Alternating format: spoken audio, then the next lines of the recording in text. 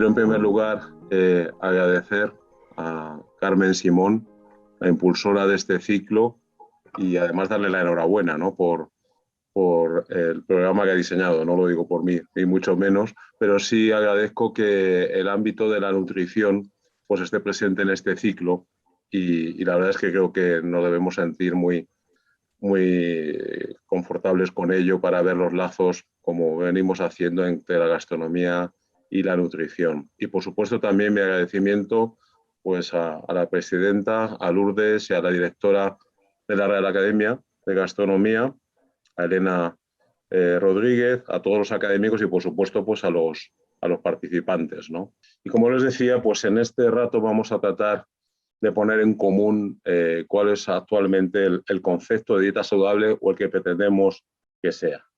Yo me imagino que todos somos conscientes de que vivimos en dos mundos bastante opuestos en muchos ámbitos de nuestra vida y también en el de la alimentación y la nutrición, que es lo que trata de reflejar esta diapositiva que les presento.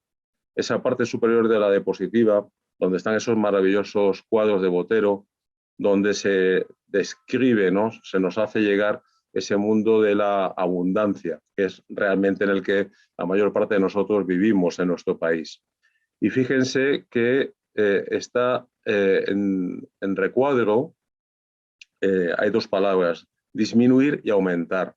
¿Por qué? Porque como veremos a continuación, para alcanzar la dieta saludable de acuerdo a los modelos alimentarios que tenemos actualmente, por ejemplo, en España y en otros países de nuestro entorno, ya no va a bastar solamente con disminuir algunos componentes de la dieta, sino con aumentar e incrementar otros muchos. Esa ya es una evolución y revolución muy reciente, sobre todo si pensamos lo que ocurría pues hace apenas 10, 12 años, 15 años, no más. Y en la parte inferior de la diapositiva se muestra pues ese mundo en el cual precisamente no es el de la abundancia, sino el de la escasez.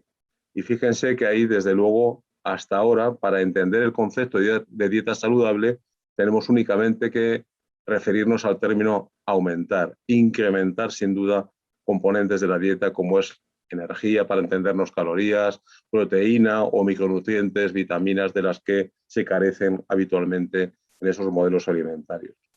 Luego hay dos mundos opuestos y, por tanto, dos conceptos de dieta saludable. No podemos pensar que es igual el concepto de dieta saludable en nuestro entorno, que es igual el concepto de dieta saludable pues cuando cruzamos el estrecho de Gibraltar, como lo estamos viendo precisamente estos días, esta semana. En esta diapositiva lo que les traigo aquí es una reflexión muy sencilla, pero que no sé si la hemos hecho, y es cuántas comidas aproximadamente hacemos a lo largo de nuestras vidas. Tienen ustedes ahí aproximadamente el número de momentos de ingesta que hacemos a lo largo de nuestra vida, dependiendo de si se es mujer o si se es hombre. Evidentemente, estas diferencias se refieren únicamente a la diferencia en la esperanza de vida al nacer, como saben, que es mucho mayor en el caso de las mujeres. En cualquier caso, fíjense que estamos hablando de más de 80.000, más de 90.000 momentos de ingesta, considerando tres, es decir, desayuno, comida y cena, y sabemos que en muchas ocasiones pues llegamos a 5 momentos de consumo al día. ¿Y por qué se lo comento esto en una conferencia que habla de dieta saludable? Porque ¿es posible una dieta saludable a lo largo de nuestra vida? Yo creo que la respuesta es fácil. No, es prácticamente imposible seguir siempre esos principios que, bueno, algo vamos a ver, que tratarían de definir la dieta saludable. Por tanto, no hay ninguna otra actividad que hagamos más frecuentemente a lo largo de nuestra vida que comer y beber.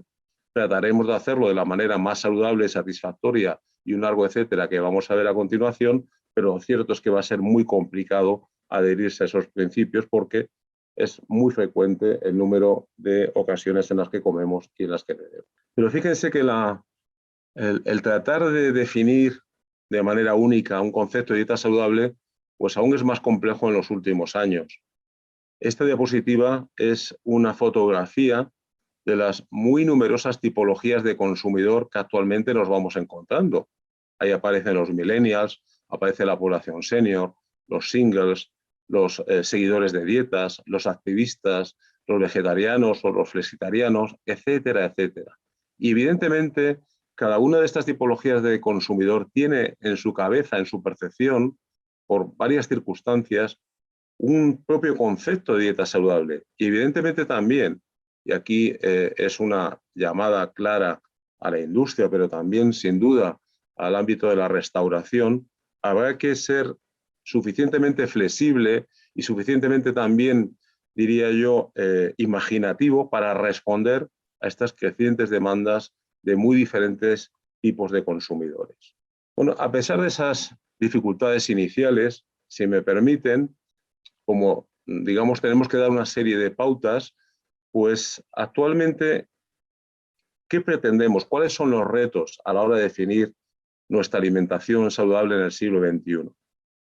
Pues esto también ha variado y desde luego lo ha hecho de manera bastante reciente, porque hasta hace poquitos años nos bastábamos prácticamente con estos tres primeros retos: que la alimentación fuera variada, que la alimentación fuera equilibrada, que fuera moderada. Por supuesto, esto sigue siendo más que válido, pero ahora no nos es suficiente y, por supuesto, pues tenemos que añadir el que la alimentación sea satisfactoria, no olvidarnos de esa parte de esa pareja de hecho que es la vida activa, la actividad física, que la alimentación esté dentro del concepto de lo social, por supuesto que sea sostenible y además compartida. Luego hemos ido incrementando los retos y al mismo tiempo la complejidad. ¿Y todo esto para qué? Pues finalmente lo que deberemos pretender a la hora de hablar de dieta saludable es pues un cierto grado de felicidad, para estar bien, para sentirse bien con uno mismo y por supuesto con lo que nos rodea. ¿Cómo se traslada o cómo tratamos de trasladarlo de manera más gráfica, también más práctica, pues al ciudadano? Pues saben que utilizamos diferentes modelos, ya sean platos, ya sean también rombos, pero lo cierto es que los más comunes, al menos en nuestro entorno, son las famosas pirámides de la alimentación. Les presento aquí la última actualización que llevamos a cabo desde la Sociedad Española de Nutrición Comunitaria. No nos vamos a parar o a detener en esta pirámide, pero sí me gustaría que se fijaran en la base de la pirámide y también en esos recuadros que están por debajo de la base de la pirámide. ¿Por qué? Porque fíjense que aunque le seguimos llamando pirámide de la alimentación, incorpora e incluye muchas cosas ya que no son precisamente ni alimentos ni bebidas. Estamos hablando del equilibrio emocional, estamos hablando, por supuesto, también de la actividad física, estamos hablando de ese ámbito de la sostenibilidad. Por tanto, ya no podemos hablar de un concepto reduccionista a la hora de hablar de la dieta saludable, en el cual únicamente se basa en lo que comemos, qué contiene desde el punto de vista de energía y nutrientes, sino también sino que vamos a un modelo holístico, integral, mucho más complejo, pero yo creo que también mucho más apasionante. Igualmente, en la pirámide consensuada a nivel internacional de la dieta mediterránea, pues fíjense que en la base, es decir, en lo que debemos fijarnos más a diario, aparece esa vida activa, aparece el compartir, aparece el tener habilidades culinarias, aparece, por supuesto, también el ámbito de la cercanía, de la estacionalidad, además, lógicamente, de los otros escalones de la pirámide de la mayor o menor frecuencia para los determinados grupos de alimentos. Luego existe consenso a nivel internacional de que la pirámide de la alimentación debe incluir no solamente lo que comemos y lo que bebemos, sino muchas más cosas. De todas formas, no se crean que esto es tan reciente. Lo único es que, como ocurre muchas veces en nutrición, pues damos muchos saltos o damos pasos hacia adelante y también pasos hacia atrás. ¿Por qué les comento esto? Porque si analizamos las conclusiones del proyecto del estudio de los 7 países, que muchos de ustedes conocerán y que puso por primera vez o estableció por primera vez las bases científicas de la dieta mediterránea, en un libro maravilloso, que es el de las conclusiones de este estudio, dirigido por el profesor Ansel Keys en Estados Unidos, un libro que, fíjense, se llama Mangiare bene, stare bene, comer bien para estar bien, es una filosofía magnífica. Pues fíjense cuáles eran estas conclusiones del año 1959, la friolera de más de 60 años, ¿verdad?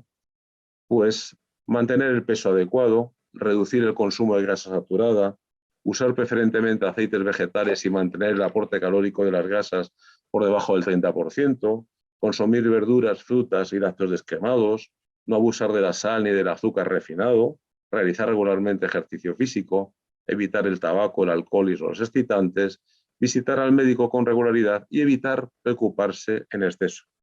¿Les suena? Es muy parecido, ¿verdad? Podemos hacer algunos matices a las recomendaciones que seguro ustedes han escuchado ya en muchas ocasiones respecto a lo que debería ser nuestra alimentación saludable. ¿Cuál es la gran diferencia entre los años 60 y la actualidad? Pues que esta fotografía de nuestros abuelos reflejaba en gran medida lo que una buena parte de la población seguía, sin mayor dificultad. Y sin embargo, ¿verdad? Hoy son objetivos nutricionales que los tenemos que marcar a medio o largo plazo. Pero no ha cambiado tanto. Y ahí hay también ya, como ven, una base yendo hacia ese concepto holístico e integral de dieta saludable que les comentaba al principio. Y es que, claro, si nosotros nos vamos a lo que es el significado etimológico, ¿verdad?, de dieta mediterránea, del griego dietía, pues deriva, de esta palabra griega deriva a la palabra dieta, que significa estilo de vida, no significa dieta. Eso es precisamente la dieta mediterránea, como sabemos, donde se tiene en cuenta pues, la antropología, los aspectos culturales, sociales, los aspectos medioambientales. Y lo cierto, para que vayamos entendiendo ese concepto holístico que hoy tratamos de recuperar, es que en el Mediterráneo los alimentos no son o no deberían ser meramente un vehículo para los nutrientes. Nosotros no nos sentamos en la mesa simplemente a comer, sino a compartir y disfrutar con la comida. Decir esto en una Real Academia de Gastronomía, pues creo que es sencillo, pero creo que hay que trasladarlo en general a toda la población. Y también nos comemos el paisaje. ¿Qué significa? Que nosotros deberíamos identificar, ser capaces de identificar en el plato que tenemos delante, pues dónde se ha producido, cómo se ha cocinado, incluso, ¿verdad?, hacernos con esa fotografía de cómo será la persona que ha proporcionado pues esas verduras o esas frutas o esas legumbres. Eso es lo característico de la dieta mediterránea y es lo que está muy cercano, por supuesto, a este concepto holístico de dieta saludable. Y además es un legado. Hemos heredado esta dieta mediterránea como el mejor modelo de dieta saludable que conocemos y además hemos heredado sin tener que pagar por esa herencia. No es el momento hoy el hablar de cómo estamos manteniendo o cómo nos estamos alejando de la dieta mediterránea, pero créanme que todos nuestros datos y los de otros muchos grupos de investigación nos indican un momento, al menos, de cierta preocupación y que deberíamos reaccionar tanto a nivel personal como, por supuesto, a nivel de nuestro entorno.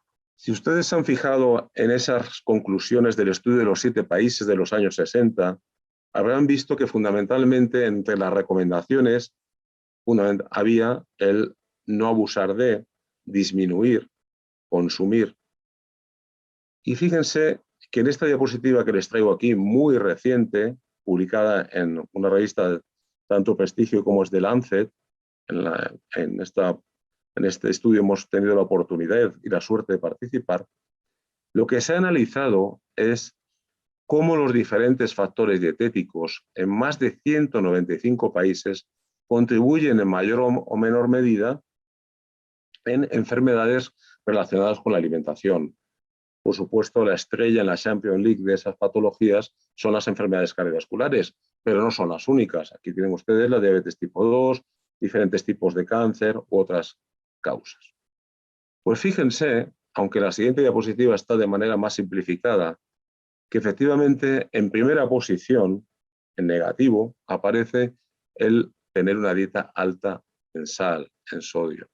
Pero a partir de ahí aparece como factores de la dieta relacionados con la mayor o menor presencia de mortalidad por estas enfermedades, pues una dieta baja en granos enteros, una dieta baja en frutas, una dieta baja en frutos secos y semillas, dieta baja en vegetales, dieta baja en ácidos grasos omega 3, una dieta baja en fibra.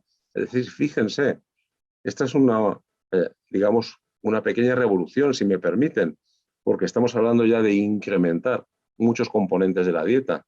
Por supuesto que habrá que disminuir en un porcentaje de la población lo que necesite disminuir, pero en general estos estudios de metaanálisis nos proporcionan esta información que creo que es muy interesante.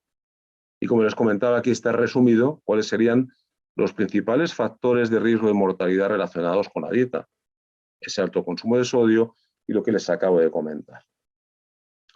Luego, la adopción de dietas saludables basados ya en la evidencia científica que les estoy tratando de resumir a través de estas diapositivas, tiene ni más ni menos el potencial de prevenir 1 de cada 5 muertes a nivel global. Y la alimentación, finalmente, pues es una herramienta, desde luego, económica, además, pues satisfactoria, como veremos a continuación. Pero claro, es fácil la decisión alimentaria para tratar de adherirnos con mayor frecuencia a lo que carecemos en nuestra dieta. Algunos ejemplos les he dado en estas diapositivas tan recientes, pues no lo es. Y la verdad es que estamos viviendo una paradoja ya desde hace unas décadas, mediante la cual en los países de la alimentación de la abundancia, en los cuales es posible elegir, en principio, entre un enorme abanico de alimentos, estas posibilidades, sin embargo, no garantizan una buena elección. Hemos estado queriendo tener una amplísima disponibilidad de alimentos en el mercado para que, en principio, se nos favoreciera una correcta elección de los alimentos que nos proporcionen los nutrientes, y parece que no es así, sino todo lo contrario. Es verdad que a veces el entorno, siempre recurrimos en muchas ocasiones al papel del entorno, pero es cierto que el entorno o los condicionantes evolutivos, pues a lo mejor nos dificultan esta capacidad de hacer una decisión alimentaria correcta. Y a mí siempre me gusta recordar aquí que los humanos, frente a otros compañeros de otras especies animales, pues no tenemos lo que se llama el hambre específica que tienen el resto de especies animales. El resto de especies animales hermanas, mediante ese hambre específica, van a comer lo que necesitan y además tienen la capacidad de obtener el alimento que contiene los nutrientes que necesitan para cubrir sus necesidades, para su metabolismo, etc. Como nosotros no tenemos ese hambre específica, pues ya vamos a tener que ir a una decisión alimentaria basada pues, en el sentido común, basada en la educación, etcétera, etcétera.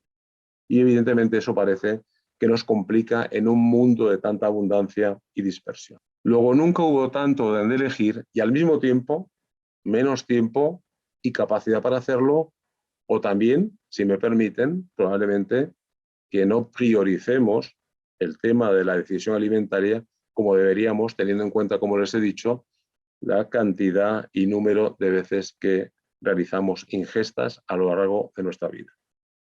Y esta falta de priorización es especialmente significativa por lo que vamos viendo en muy distintos estudios en las poblaciones más jóvenes. No es un fenómeno solo de España, pero quizá de manera más acentuada en nuestro país y en otros del entorno mediterráneo, cosa que no ocurría hace apenas una generación.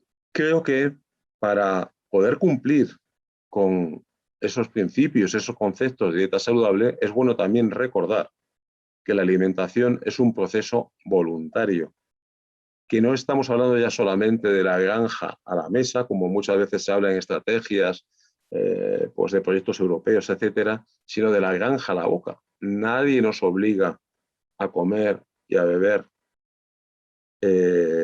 hasta que nos lo llevamos precisamente a la boca. Y aparece ahí ya ese momento maravilloso de darle al botón on, ¿verdad?, en el cual empieza ya el viaje por el aparato digestivo.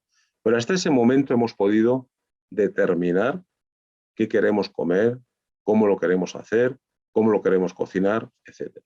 Luego tenemos que reforzar nuestra autonomía. Somos demasiado heterónomos en nuestro sistema alimentario y ese es uno de los retos que nos planteamos. También tenemos tendencia a echar la culpa a otros, sin pensar que muchas veces es nuestra propia responsabilidad. Y en esta falta de autonomía, de ser suficientemente autónomos, por supuesto había que excusar Pues fíjense, a muy pocos grupos o situaciones de nuestra población. Por supuesto, las personas dependientes, por supuesto, los pacientes hospitalizados y poco más. Y de nuevo también para tratar de combinar lo que puede ocurrir a nivel personal o lo que puede ocurrir a nivel del entorno o a nivel comunitario, lo cierto es que en muchas ocasiones, ¿verdad?, como ocurre cuando estamos sometidos a la alimentación institucional, pues las cosas se nos pueden complicar desde el punto de vista de esa decisión alimentaria. Eso es verdad que tenemos que ser conscientes. De ahí que también uno de nuestros grandes objetivos, y en eso trabajamos, es procurar que la alimentación institucional, ya sea a nivel de guardería, ya sea a nivel de comedor de empresa, de colegio o de residencia de personas mayores, se acerque lo más posible a ese concepto de dieta saludable igual a dieta mediterránea. Dentro de esta evolución del concepto de dieta mediterránea, lo que les presento aquí es la evolución de esa pirámide de la dieta mediterránea que les he mostrado antes. Si ustedes se fijan, se ha añadido una pared, esta pared lateral, que trata de reflejar que no se entiende actualmente que dieta saludable no vaya acompañado de dieta sostenible. Y fíjense que cuando vemos cómo se comporta la dieta mediterránea, precisamente esos alimentos más característicos de la dieta mediterránea, representados en los escalones inferiores de la base de la pirámide, son precisamente los que presentan un mejor comportamiento también en cuanto a sostenibilidad alimentaria. Bueno, ¿y por qué nos importa o nos debería importar y cada vez más esta relación entre dieta saludable y sostenibilidad? Bueno, aquí tienen unos titulares, por supuesto es un resumen, pero creo que son muy significativos. La comida y la bebida suponen un 20-30% del impacto ambiental total del consumo humano. La agricultura y la ganadería son la mayor fuente de emisiones de gases de efecto invernadero. Y dentro de este sector alimentario, la producción de carne y productos cárnicos en su conjunto es el que más contribuye. Pero fíjense en las dos últimas frases de esta diapositiva. Si todo el mundo viviese como un europeo, y en principio tiene derecho, ¿verdad?, a hacerlo, necesitaríamos el equivalente a 2,7 planetas para satisfacer la demanda de recursos naturales. De momento creo que no somos capaces de obtener 2,7 planetas. Y por último, por primera vez en la historia del mundo, la huella ecológica conjunta de la humanidad supera la biocapacidad del planeta. Hemos estado en un equilibrio, un mal equilibrio durante muchos años, pero ahora se ha roto ese equilibrio. Por eso siempre insistimos que nos tenemos que concienciar todos, pero desde luego, sobre todo, los más jóvenes. Bien, otro aspecto, casi me da rubor decirlo en un ciclo de cultura gastronómica en la Real Academia, es el que yo creo que de manera maravillosa reflejó el maestro de la nutrición, el profesor Grande-Cobian. Solo comeremos lo que debemos si nos gusta, porque ahí estaba sentando esas bases que, dicho, digamos, de manera más resumida, es lo que tenemos que considerar. Nutrición más gastronomía, salud más placer. No comemos solamente por salud, que es lo prioritario, sino también por placer. Fíjense, aunque sea de manera anecdótica, en el tiempo disponible, que realmente la gastronomía también se ha abrazado en buena medida, como no podía ser de otra manera, a esa necesidad de aportar salud a través de la cocina, ¿no? Si analizamos libros clásicos maravillosos de no hace tantos años, pues era muy difícil o prácticamente imposible encontrar la palabra salud en los mismos. Si nos vamos ahora a cualquier librería o estantería sobre libros de cocina, nos vamos a encontrar con muchísimos ejemplos en los cuales aparece o bien la palabra salud, o alimentación cardiosaludable, o cocina básica saludable, como tienen ustedes aquí, etc. Aquí ha habido una evolución, en este caso, una pequeña revolución desde el mundo de la gastronomía asociado a la nutrición, que es muy interesante y que nos permite trabajar de manera conjunta, por supuesto. Miren, yo creo que también para alcanzar ese concepto de dieta saludable más fácilmente. Hay un ámbito de trabajo, de investigación, también, por supuesto, de comunicación, que no se ha cuidado lo suficientemente, que es lo que a mí me gusta llamar el poder de los sentidos como una herramienta para una dieta saludable, satisfactoria y segura.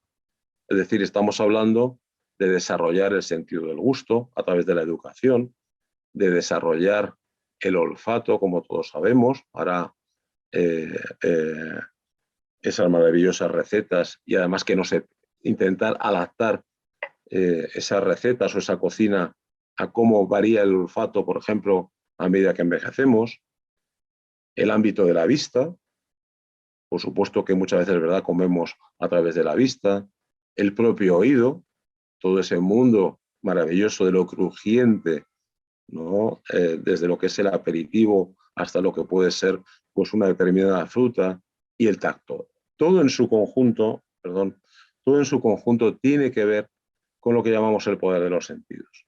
Sin duda, quizás el gusto el principal dentro de este ámbito, ¿no? Y por eso yo creo que es fundamental trabajar en ese binomio sabor y salud para mantener mejor esos principios de la dieta saludable. Y así los sabores de cada uno de nuestros países, que constituyen un patrimonio gastronómico y cultural, deben conservarse y promocionarse, adaptándolo necesariamente para el siglo XXI, haciendo las modificaciones para que nutricionalmente probablemente pues, esos sabores en determinados alimentos pues, también nos favorezcan desde el punto de vista de ese concepto de dieta saludable. Pero es un ámbito en el que yo estoy convencido, también la Real Academia puede aportar mucho conocimiento y estudios en este sentido. Porque hacen falta más estudios que permitan monitorizar las tendencias en el sabor. No tenemos prácticamente, sobre todo, esas tendencias al sabor, cómo se adecúan mejor o peor al modelo alimentario, cuál es la adherencia, conocidas esas tendencias en el sabor a las recomendaciones nutricionales que estamos haciendo, o cómo cambian esas tendencias en el sabor de acuerdo a los distintos grupos de edad. No tiene nada que ver en un niño, como sabemos, o en un mayor de 80 años. Y fíjense aún más, se empieza a trabajar en algo que casi hace poquitos años podía parecer casi futurible, que es lo que sería el healthy taste, ¿no? El intentar buscar una caracterización de un sabor saludable. Otro ámbito fundamental, lo he dicho al principio, es el de los aspectos sociales de la alimentación. No es importante solo lo que se come, sino cómo se come, con quién, cuándo, a qué hora, durante cuánto tiempo, sentado, de pie, con más gente, con menos gente, etc. Y sin duda que el modelo mediterráneo es el modelo privilegiado también para este ámbito de la convivialidad en la alimentación. Creo que tienen ustedes ahí imágenes que a todos nos resultan familiares o nos han resultado familiares, al menos hasta el dramático momento de la pandemia, y que seguro recuperaremos. Y ese es un modelo fantástico también desde el punto de vista de tener una dieta más saludable. Créanme, el compartir la alimentación regularmente, frecuentemente, hace mejorar la densidad nutricional de la dieta, más aún en las personas mayores, pero en general en todos los grupos de edad. De ahí la insistencia en mantener esa convivialidad, esa reunión alrededor de la mesa. Y lo cierto es que diferentes estudios que venimos haciendo, también otros grupos, ¿qué vamos observando? Pues que van cambiando los hábitos desde el punto de vista de convivialidad. Aunque pueda parecer exagerada esta diapositiva que les presento aquí, ¿qué trata de reflejar? Pues que hace apenas una generación comíamos o alrededor de la mesa, o si acaso, ¿verdad?, en la cocina, en el comedor o en la cocina. Y ahora nos encontramos también muy distintas tipologías de comensales en cuanto a lugares donde practican pues, su ingesta, desde lo que es el despacho, en el metro, en un parque, en casa, en diferentes lugares. Bueno, no hemos sido capaces todavía de evaluar si realmente estos nuevos comportamientos, sobre todo entre los más jóvenes, pues pueden perjudicar, pero lo cierto es que la intuición y algunos datos pues no nos gustan mucho, hay que decirlo claramente, y por eso la insistencia en los aspectos sociales. Pero es que al mismo tiempo no sé si ustedes han parado a pensar en que estamos asistiendo en buena medida a lo que a mí me gusta denominar la alimentación o la nutrición silenciosa. Dicho de otra manera, no tenemos por qué relacionarnos con nadie, ni para hacer la compra, ni tampoco ya para comer. Podemos hacer la compra por internet o incluso si vamos a un supermercado, pasamos nuestros productos por el código de barras, ni nos dirigimos ni hablamos con la cajera del supermercado.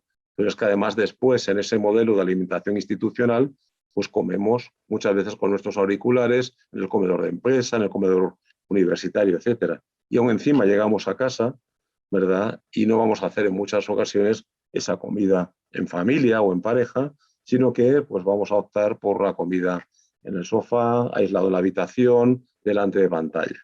Bueno, yo lo único que les planteo ahí es que estos cambios rápidos que se están observando, pues probablemente nos deberían llevarnos a preguntar si estarían dentro del modelo de dieta y estilo de vida saludable mediterráneo que les he comentado. Como les he adelantado, desde nuestro grupo de investigación en la universidad venimos haciendo una serie de estudios sobre los aspectos sociales de la alimentación en colaboración con la Fundación MAFRE, estudios que por supuesto están a su disposición para los que estén interesados.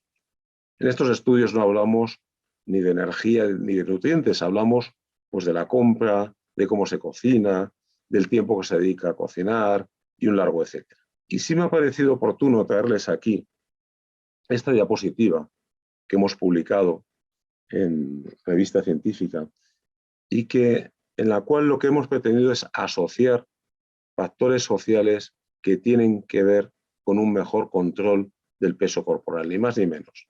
Dicho de otra manera, los aspectos sociales de la alimentación parece que influyen de manera significativa en el normopeso. Y fíjense lo que nos encontramos, que existe un mayor porcentaje de personas con normopeso entre las que realizan 5 comidas diarias, realizan a diario el desayuno, desayunan y comen en casa, comen sentados conversando con alguien, dedican más tiempo a comer, se responsabilizan de la comida con respecto a la compra y preparación de los alimentos, aunque sea de forma ocasional, leen el etiquetado nutricional, cocinan a la plancha o al horno, les influye la preocupación por la salud sin obsesionarse en relación con la compra, tienen más conocimientos en alimentación y nutrición y duermen un número suficiente de horas, que es también una de nuestras asignaturas pendientes. Aquí tenemos, por tanto, una tarjeta de visita, de presentación, en la cual no se habla, como les decía, ni de energía, ni de nutrientes. Muchas veces la población, el ciudadano, se pone a la defensiva, ¿verdad?, cuando se le habla de reduzca o incremente. Bueno, pues aquí tenemos, si quieren, otra herramienta que creo que puede ser útil y válida para alcanzar mejor un normopeso asociado a una dieta sin duda más saludable.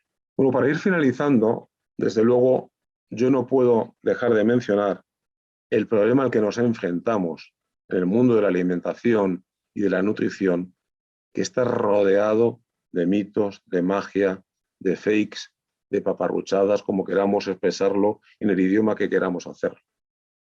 Y realmente es triste y lamentable que frente al incremento muy significativo en la evidencia científica relacionada con la nutrición, hay hoy más mitos, más magia, más bulos que hace una generación.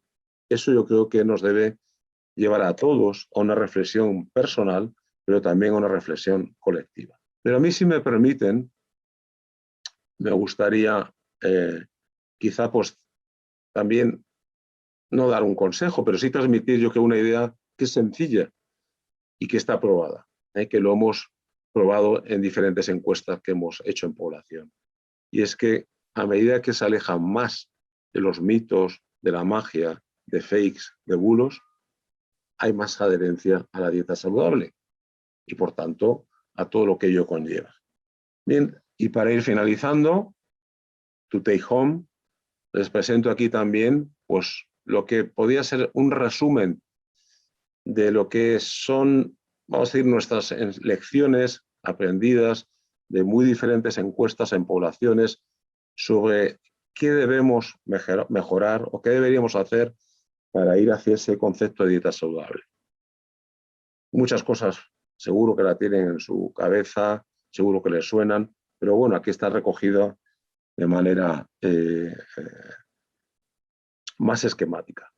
Aumentar el consumo de productos frescos, estacionales y locales, aumentar considerablemente los productos integrales y sencillos, reducir el consumo de sal, mantener el consumo de pescado, especialmente el azul, y entre los más jóvenes. Recordemos siempre que tomar pescado es una decisión de salud y tenemos a nuestra disposición maravillosos pescados y los más variados a nivel europeo.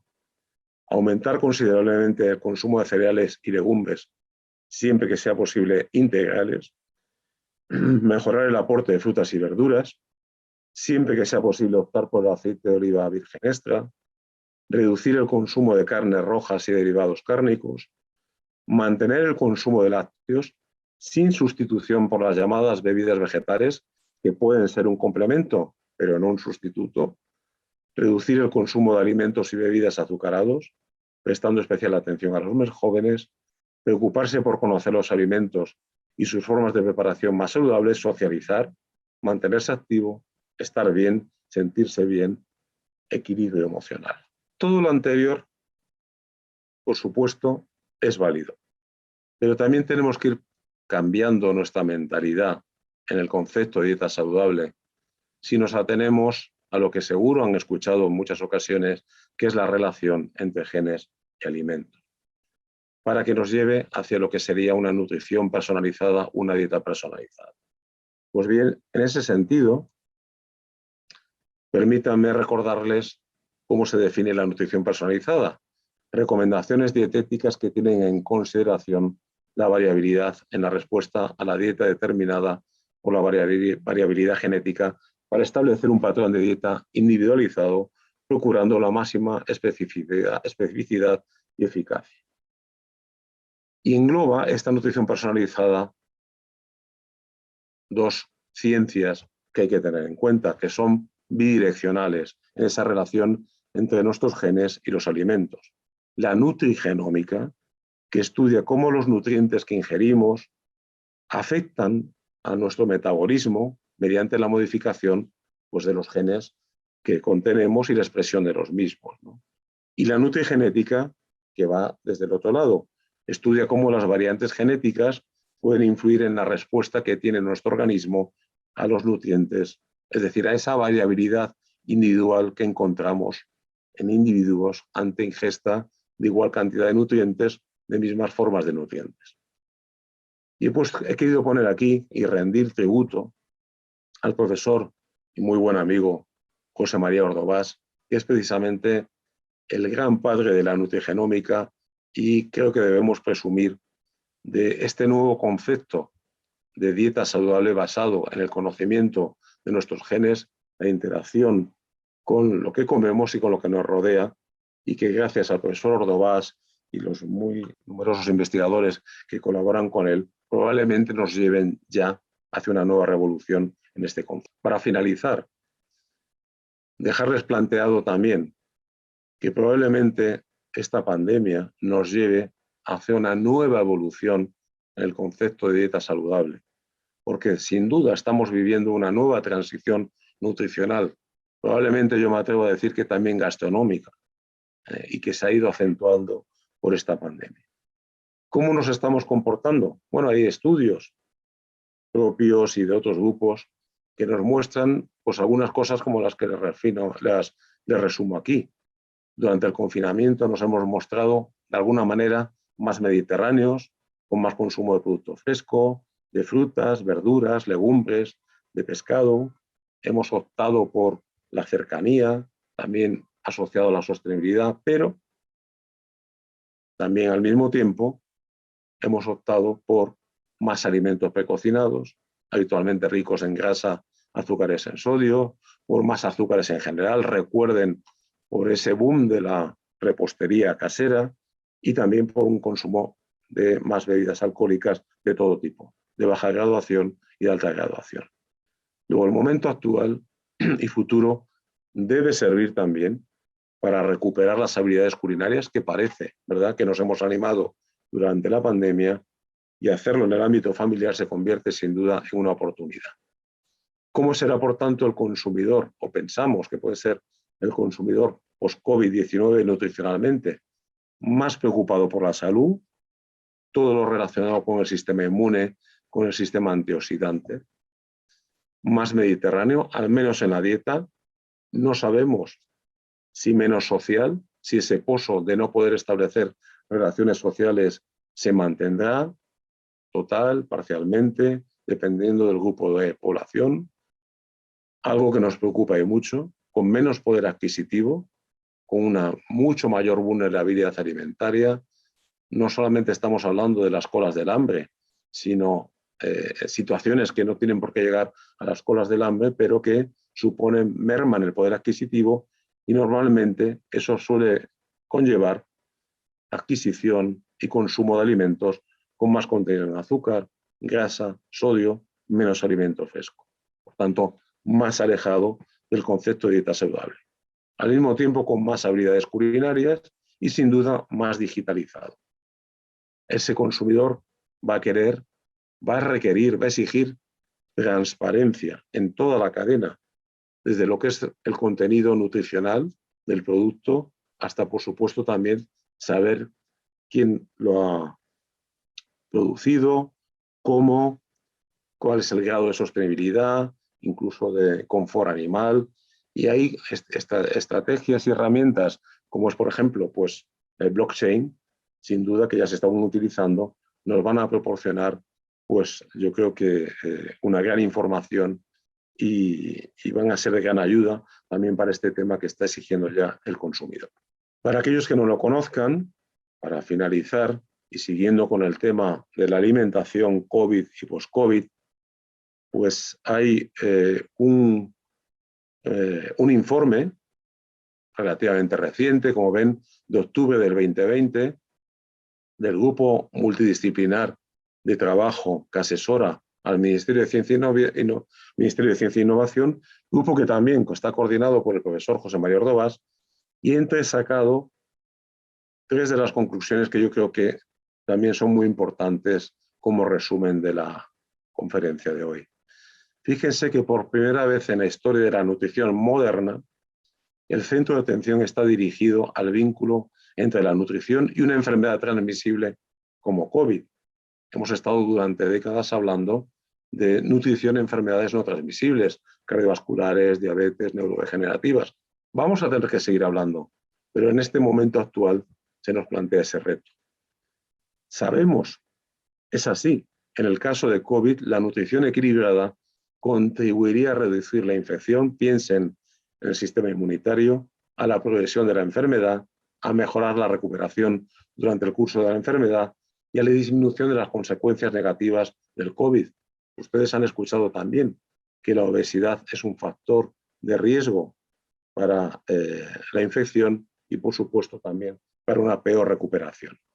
Y, en definitiva, lo que nos dice también este comité es que las recomendaciones nutricionales para los tiempos de la pandemia COVID-19 son similares a la dieta mediterránea, cuyo mantenimiento en las dietas habituales de los españoles se ha reiterado repetidamente. Pero no hay estrategias suficientes de investigación solo en este ámbito a nivel de nuestro país.